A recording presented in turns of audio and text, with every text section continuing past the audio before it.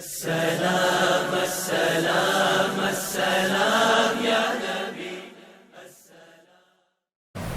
درود پاک پڑھیے اللہم صلی علی سیدنا مولانا محمد وعلی آل سیدنا مولانا محمد مبارک وسلم صلاۃ و سلام علیک یا رسول اللہ صلی اللہ تعالی علیہ وسلم۔ زرتشتی اور ایرانیوں کے یہاں تخلیق کائنات کا تصور، کل میں نے بتایا تھا، آج پھر سے ریپیٹ کر دوں کہ تخلیق کائنات کے بارے میں ہمارا یعنی مسلمانوں کا عقیدہ یہ ہے کہ اللہ رب العزت نے حضرت آدم علیہ نبینا علیہ السلام کو پہلے پیدا فرمایا، آپ کا پتلا بنایا، پھر اس میں روح پھونکی گئی اور اس کے بعد پھر آپ کی ہی پسلی سے حضرت حوا رضی اللہ تعالی عنہا کو پیدا فرمایا، اور پھر جب تک اللہ نے چاہا وہ لوگ جنت میں رہے، اور اس کے بعد پھر ان دونوں حضرات کو اللہ رب العزت نے زمین پر اتارا، اور اس کے بعد پھر انسانوں کی آبادی شروع ہوئی۔ اس سے پہلے زمین و آسمان وغیرہ یہ اللہ رب العزت نے بنائے تھے، لیکن زرتشتی جنہوں نے ایک خدا کی عبادت کا دعویٰ بھی کیا، لیکن اسی کے ساتھ ساتھ انہوں نے چند خداؤں کو ملا لیے، وہی ایرانی ان کا عقیدہ یہ تھا کائنات کے تخلیق کے بارے میں، یعنی کائنات انسانی آبادی کے پیدا ہونے کے بارے میں، کہ یہ عالم رنگ و بو کس طرح معروض وجود میں آیا، اس کے بارے میں عجیب و غریب عقیدے اہل ایران کے یہاں رائج تھے، جن کو قصے اور کہانیاں تو کہا جا سکتا ہے، لیکن عقل و دانش یعنی عقل میں ان کو حقیقت تسلیم، عقل و دانش ان کو حقیقت تسلیم کرنے سے قاصر ہے، یعنی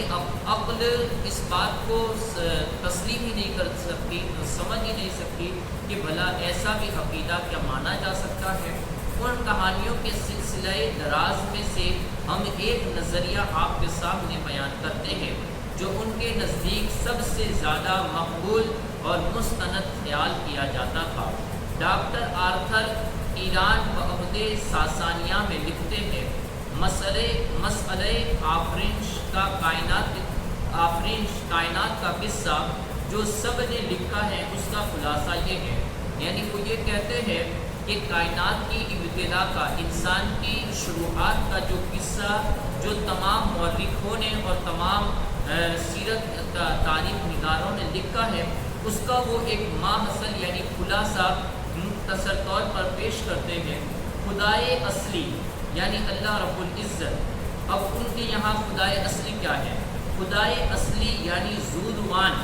ان کا اس کے خدائے اصلی کا انہوں نے نام رکھا ہے۔ خدائے اصلی یعنی ذوالروان 1000 سال تک قربانیاں دیتا رہا تاکہ اس کے یہاں کوئی بیٹا پیدا ہو جس کا نام وہ عبورہ مزدہ رکھے، لیکن 1000 سال کے بعد اس کے دل میں شک پیدا ہونا شروع ہوا کہ اس کی قربانیاں کارگر نہیں ہوئی، یعنی قبول نہیں ہوئی، تب اس کے 2 بیٹے موجود ہو گئے، ایک عبورہ مزدہ جو اس کی قربانیوں کا نتیجہ تھا، اور دوسرا اہرمن جو اس کے شک کا نتیجہ تھا۔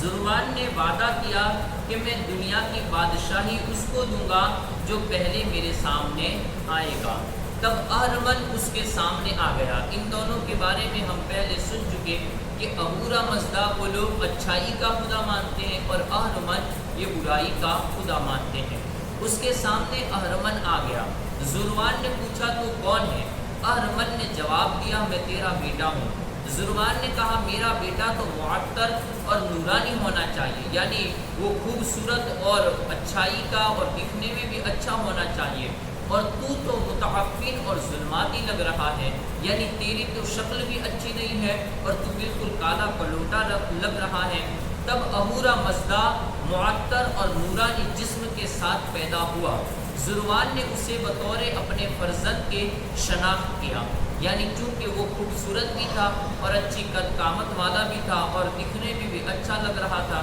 تو اس کو اپنی بادشاہت اور اپنے فرزند کے لیے ذوالروان نے قبول کیا کہ یہی میرا بیٹا ہے، اور اس سے کہا کہ اب تک تو میں تیرے لیے قربانی دیتا رہا، اور اب آئندہ چاہیے کہ تو میرے لیے قربانی دے۔ اہرمن نے باپ کو اس کا وعدہ یاد دلایا کہ تو نے کہا تھا کہ جو پہلے میرے سامنے آئے گا اس کو بادشاہت دوں گا۔ ذروان نے کہا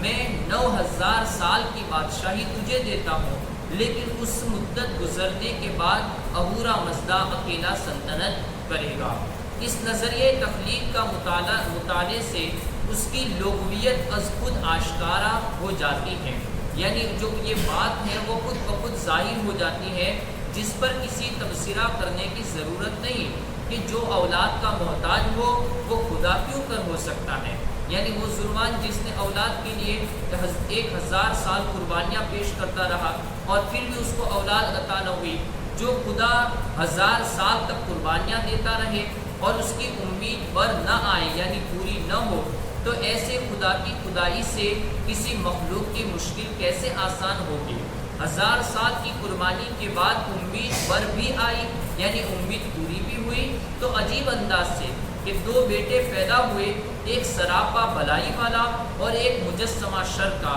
یعنی پورا ہی برائی کا مجسمہ بن کر پیدا ہوا۔ اس خدا کی مرضی تو یہ تھی کہ میں دنیا کی مملکت سراپا خیر بیٹے کو دوں گا، یعنی جو میرا بیٹا اچھا ہے اور بھلائی والا بیٹا ہے میں اس کو دوں گا، لیکن مجسمہ شر بیٹا یعنی جو برائی والا بیٹا تھا وہ اتنا عیار نکلا کہ اپنے باپ کو بھی پچھاڑ دیا اور اس کو مجبور کر دیا کہ وہ کائنات کی زمام حکومت اس کے حوالے کر دے۔ ناچار اور بے بس ذروان کو بادل ناخواستہ 9000 سال کے لیے اس دنیا کی حکومت اہرمن کے سپرد کرنا پڑی۔ یہ طفلانہ قصہ یعنی یہ بچوں والا قصہ صرف قصہ ہی نہیں تھا، بلکہ عرصہ دراز تک ایسی ایک باشوقت اور جبروت قوم کا عقیدہ بنا رہا۔ یعنی یہ صرف جو ہمیں سننے میں ایک قصہ معلوم ہو رہا ہے اور ایسا قصہ کہ ہم اس کو تسلیم بھی نہیں کر سکتے کہ خدا ہو اور وہ بھی اولاد کا محتاج ہو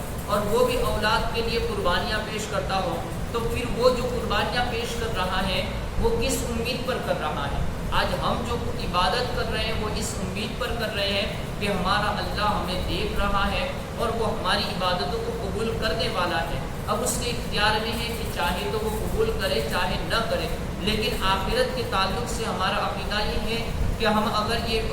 عبادت کریں گے تو اللہ رب العزت انہیں قبول کرے گا، اور پھر قبول کرے گا یا نہ کرے گا، اگر قبول کر لے گا تو وہ ہمیں اس کے بدلے میں جنت عطا کرے گا۔ لیکن وہاں پر تو وہی جس کو خدا مانا جا رہا ہے وہ خود قربانیاں پیش کر رہا ہے، اب وہ بھی اولاد کی طلب کے لیے، تو پھر وہ کس کے سامنے اپنی قربانیوں کو پیش کر رہا تھا؟ الغرض یہ ایک بچوں والا قصہ نہیں ہے، بلکہ یہ تاریخ کے اوراق پر لکھا گیا وہ عقیدہ ہے جو ایک قوم نے ہمیشہ اس کے اوپر عمل بھی کیا۔ ایرانیوں کے مذہبی افکار اور عقائد، یعنی ان کے جو مذہبی جو ان کے دین کے اعتبار سے عقیدے تھے وہ کیا تھے؟ جیسے پہلے بیان کیا جا چکا کہ آریوں کے قدیم مذہب کی بنیاد عناصر طبعی، اجسام خلقی اور قدرتی طاقتوں کی پرستش پر تھی۔ یعنی وہ لوگ جو ایران کے لوگ جن کی عبادت کرتے تھے وہ اللہ رب العزت کی جو قدرت کی شاہکار تھے، جیسا کہ آسمان ہے، سورج ہے، چاند ہے، تو وہ ان تمام کی عبادت کیا کرتے تھے اور اللہ کی قدرت کے جتنے بھی مناظر ہوتے تھے ان کو وہ اپنا خدا مانتے تھے۔ لیکن ان کے ساتھ ساتھ جلد ہی نئے خدا بھی انہوں نے شامل کر لیے، لیکن زرتشت کی دعوت کے نتیجے میں انہوں نے تمام دیگر یعنی دوسرے خداؤں کی پرستش کو چھوڑ دیا اور خدائے علیم و حکیم اہورا مزدا کی عبادت شروع کر دی۔ لیکن زرتشت کی وفات کے بعد اس کے پیروکار یہ زیادہ دیر تک خالص توحید کے عقیدے پر ثابت قدم نہ رہ سکے۔ سرپرسی اس کی وجہ لکھتے ہیں، یعنی جو مورخ ہیں وہ لکھتا ہے کہ زرتشتی جب ترک وطن کر کے یعنی اپنے وطن کو چھوڑ کر بحیرہ قزوین کے مغرب میں پہنچے، یعنی جو دریا ہے سمندر کے مغرب کے پچھم کی طرف پہنچے، تو یہاں کی آبادی کو آگ کی از حد تکریم کرتے ہوئے پایا، یعنی جب وہ وہاں پر داخل ہوئے تو وہاں کی قوم آگ کی بہت ہی عزت کرتی تھی اور وہ آگ کو بہت ہی عزت کے لائق سمجھتے تھے اور اس کی پرستش کر رہے تھے گویا کہ. تو وہاں پر ان کو جب یہ آگ کی عزت کرتے ہوئے پایا، کیونکہ یہاں آگ زمین سے شعلوں کی صورت میں نکل رہی تھی، اگرچہ ارد گرد کا کوہستانی علاقہ برف کی چادر سے ڈھکا ہوا تھا. یعنی وہ آگ ایسی جگہ سے نکل رہی تھی کہ جس کا ارد گرد کا پورا ایریا، آجو باجو کا ایریا یہ پورا برفیلا تھا اور اس کے بیچ میں سے آگ نکل رہی تھی. اب یوں چونکہ دیکھنے کے اندر ایک کرشمہ لگ رہا ہے کہ جہاں پر برف موجود ہے اور برف کے بیچ میں سے آگ نکل رہی ہے، تو اب آگ کے شعلوں کا یوں بلند ہونا بڑا دل فریب منظر پیش کرتا تھا، بجائے اس کے کہ وہ اس کو اللہ تعالیٰ کی قدرت کی ایک بہت بڑی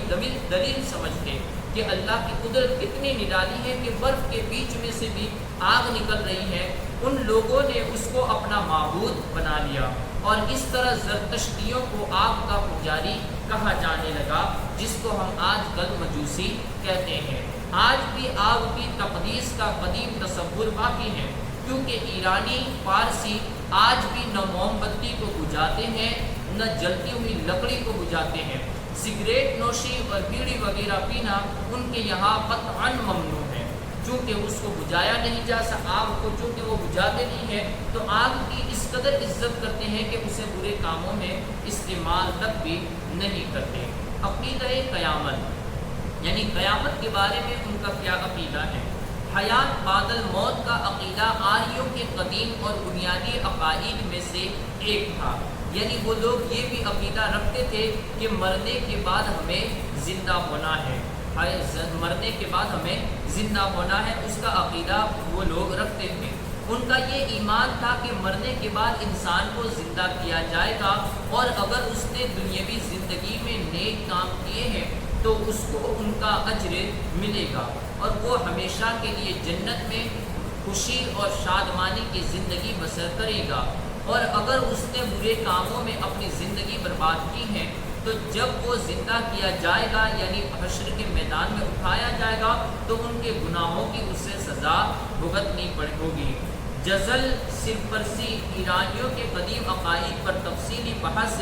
کرنے کے بعد اس کا خلاصہ ان الفاظوں میں بیان کرنا ہے. ہم نے آریوں کی اپنی